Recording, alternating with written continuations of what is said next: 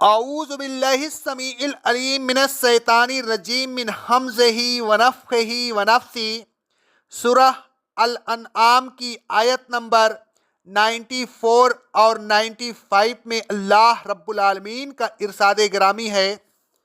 اور اس سے زیادہ کون ظالم ہوگا جو اللہ تبارک و تعالیٰ پر جھوٹ افطرا کرے، یا یہ کہے کہ مجھ پر وحی آ رہی ہے حالانکہ اس پر کسی چیز کی بھی وحی نہ کی گئی ہو، اور جو یہ کہے کہ جو کتاب اللہ تبارک و تعالیٰ نے نازل کی ہے اس جیسی کتاب میں بھی بنا سکتا ہوں۔ اور اے رسول صلی اللہ علیہ وسلم، اگر آپ ان ظالموں کو دیکھیں جب یہ موت کی جان گنی میں مبتلا ہوں گے اور فرشتے اپنے ہاتھ پھیلا کر ان سے کہہ رہے ہوں گے اپنی جانوں کو نکالو، آج تمہیں ذلت کے عذاب میں مبتلا کیا جائے گا، اس لیے کہ تم اللہ تبارک و تعالیٰ کی طرف جھوٹ بات منسوب کرتے تھے اور اس کی آیتوں کو سن کر تکبر سے انکار کیا کرتے تھے۔ اور جب قیامت کے دن ظالموں سے کہا جائے گا آج تم ہمارے پاس اکیلے اکیلے آئے ہو، جس طرح ہم نے تم کو پہلی مرتبہ اکیلے اکیلے پیدا کیا تھا، اور جو مال و متاع ہم نے تم کو دیا تھا اس کو اپنے پیچھے چھوڑ آئے ہو، اور آج ہم تمہارے ساتھ ان سفارش کرنے والوں کو نہیں دیکھتے جن کے متعلق تمہیں دعویٰ تھا کہ وہ تم لوگوں میں نفع و نقصان پہنچانے کے لحاظ سے ہمارے شریک تھے۔ آج تمہارے آپس کے تمام تعلقات منقطع ہو گئے اور جو دعویٰ تم کیا کرتے تھے سب جاتے رہے۔ اس کے پہلے کی آیت میں پہلے بیان کیا جا چکا ہے کہ اہل کتاب نے رسول اللہ صلی اللہ علیہ وسلم کی نبوت کا انکار کیا تھا، اور اپنے انکار کی بنیاد اس دعوے پر رکھی تھی کہ اللہ تبارک و تعالیٰ نے کسی انسان پر کبھی کوئی کتاب نہیں اتاری۔ اللہ تبارک و تعالیٰ نے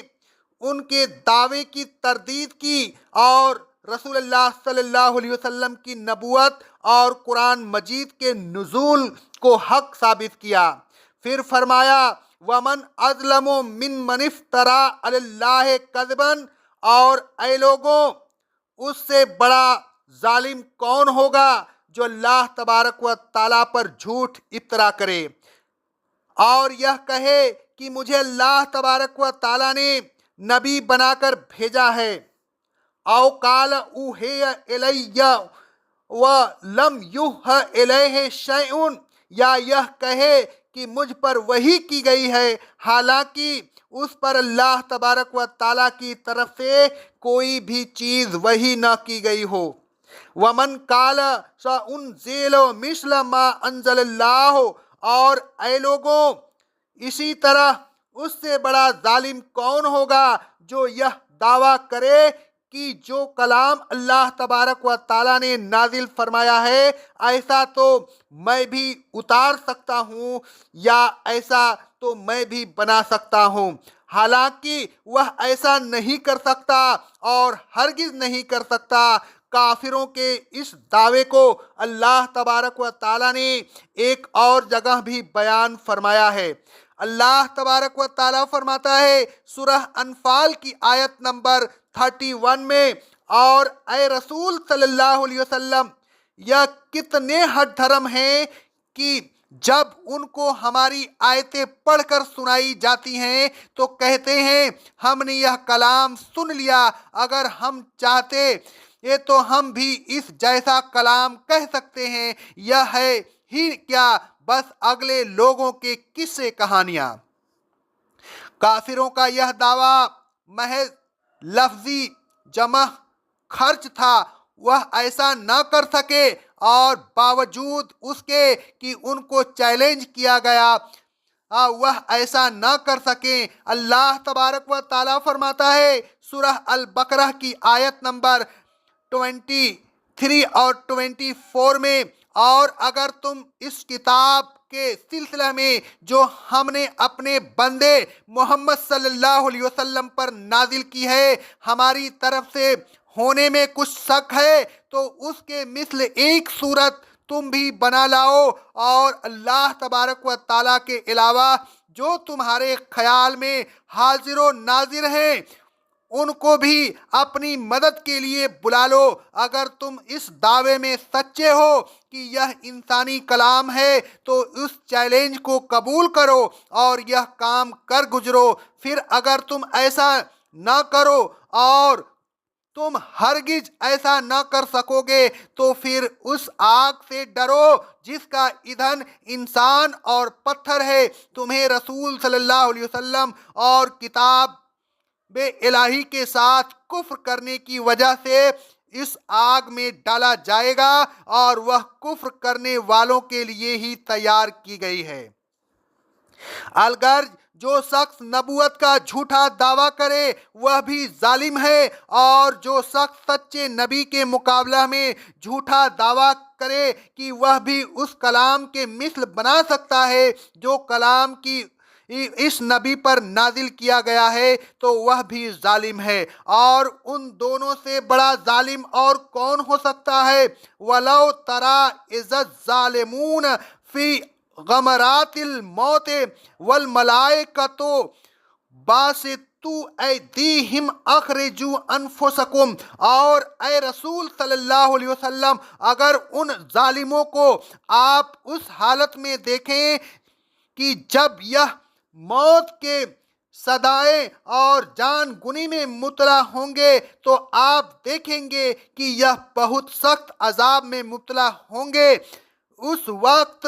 جان نکالنے والے فرشتے اپنے ہاتھ پھیلائے ہوئے ان سے کہہ رہے ہوں گے اپنی جانوں کو نکالو۔ الیوم تجزون عذاب الہون بما کنتم تقولون علی اللہ غیر الحق وکنتم عن آیاتہ تستکبرون۔ آج تمہیں ذلت کا عذاب دیا جائے گا اس لیے کہ تم اللہ تبارک و تعالیٰ پر جھوٹ افطرا کرتے تھے اور اس کی آیات سن کر تکبر سے ان کا انکار کرتے تھے۔ کفار نے اللہ تبارک و تعالیٰ پر بہت سی افطرا پروازیاں کی تھیں۔ ان افطرا پروازیوں کا ذکر قرآن مجید میں جگہ جگہ ملتا ہے، لیکن یہاں خصوصیت کے ساتھ اس افطرا پروازی کی طرف اشارہ ہے جو اوپر کی آیتوں میں گزر چکا ہے، یعنی اہل کتاب کا یہ کہنا کہ اللہ تبارک و تعالیٰ نے کسی انسان پر کبھی کوئی چیز نہیں اتاری۔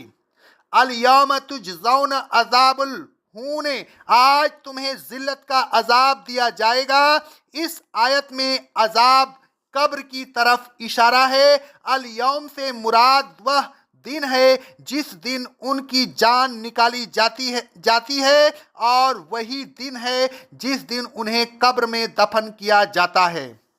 رسول اللہ صلی اللہ علیہ وسلم فرماتے ہیں، صحیح بخاری کی حدیث ہے،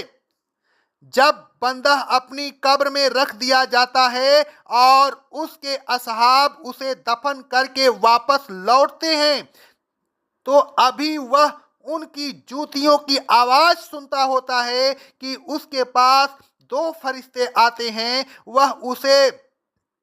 بٹھاتے ہیں اور اس سے پوچھتے ہیں کہ تم آن حضرت محمد صلی اللہ علیہ وسلم کے متعلق کیا کہتے ہو؟ وہ کہتا ہے کہ میں گواہی دیتا ہوں کہ وہ اللہ تبارک و تعالیٰ کے بندے اور اس کے رسول صلی اللہ علیہ وسلم ہیں، اور یہی میں ان کے متعلق اپنی زندگی میں کہتا تھا۔ پھر اس سے کہا جاتا ہے دوزخ میں اپنے مقام کی طرف دیکھو، اللہ تبارک و تعالیٰ نے اس کے بدلہ میں تمہیں جنت کا مقام عطا فرمایا ہے۔ پھر وہ دونوں مقامات کو اکٹھا دکھاتا ہے، اور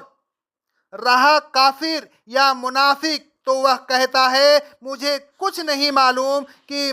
محمد صلی اللہ علیہ وسلم کون تھے؟ میں تو وہی کہتا تھا جو لوگ کہتے تھے، یعنی لوگوں کے کہنے کے مطابق میں انہیں سچا نہیں سمجھتا تھا۔ پھر اس سے کہا جاتا ہے نہ تو نے خود سمجھا اور نہ تو نے پڑھا، پھر اس کو اس کے دونوں کانوں کے درمیان لوہے کے ہتھوڑے سے مارا جاتا ہے تو وہ ایک چیخ مارتا ہے۔ اس کی چیخ کو جو اس کے قریب ہوتے ہیں سب سنتے ہیں سوائے جنات اور انسان کے۔ آگے اللہ رب العالمین فرماتا ہے وَلَقَدْ جِئْتُمُونَا فُرَادَىٰ كَمَا خَلَقْنَاكُمْ أَوَّلَ مَرَّةٍ۔ یہ تو موت کے وقت کا حال ہے، اور جب قیامت کا دن ہوگا تو ہم ان ظالموں سے کہیں گے آج تم ہمارے پاس فوراً آئے ہو،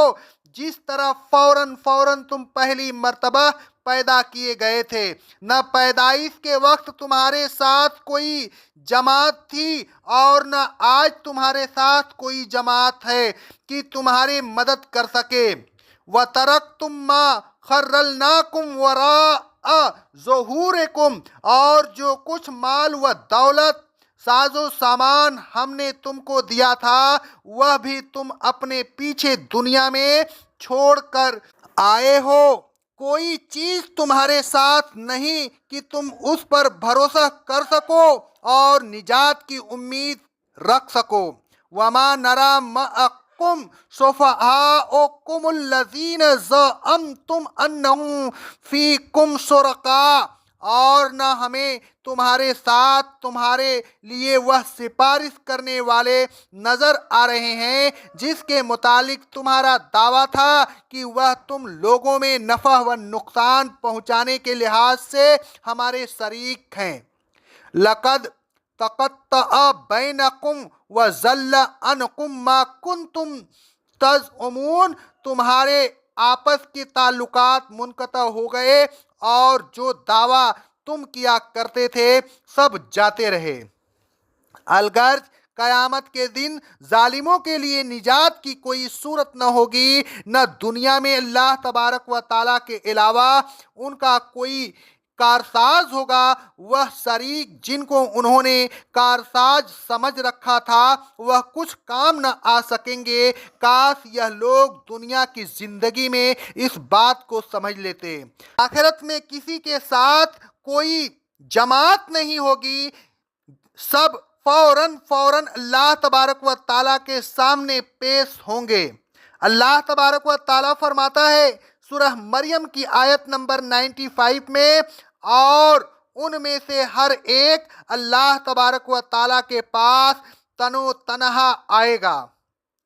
تابع اور متبوع،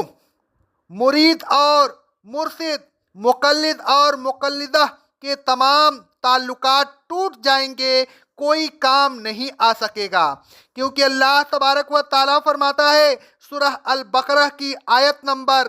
166 میں، جب متبوع اپنے تابعین سے